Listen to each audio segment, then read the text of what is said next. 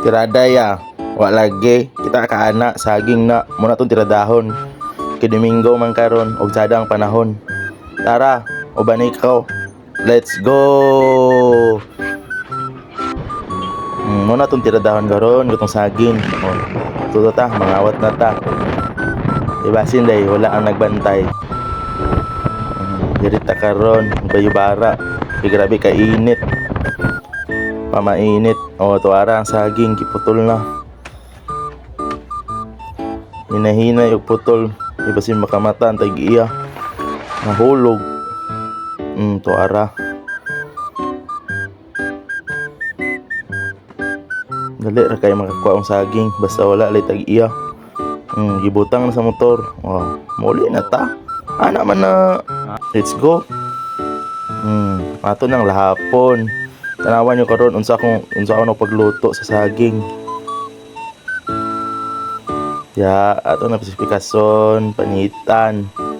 Kay natay himuon. Pinakatsoy talagsara kaayon ni ninyo matilawan. Ha ha ha. Sa ni pag voice over grabe magikapayot. Pero paminawa lang ninyo na. Kay mga idol man tamo. Maglablab man tamo. Oh yeah. Panitan na. So atong gagmayon. Nakagets na mo unsa akong lutoon. Tawang forma.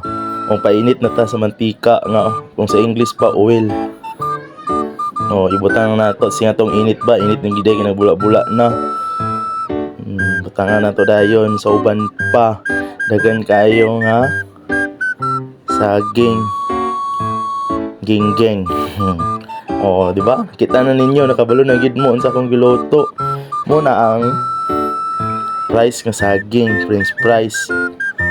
Anak man na muna to isnakon karon kay Domingo man sagura to sa mapran baka naman.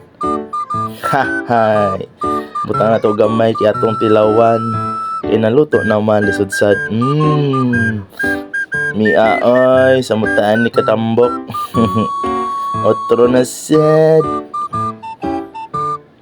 Sugat tonton pamatadaan ni. Pasinsahay na ako pag voice over. Grabe ka pangit. Pero sige lang. Kabalura ta. So mo to. Bye bye.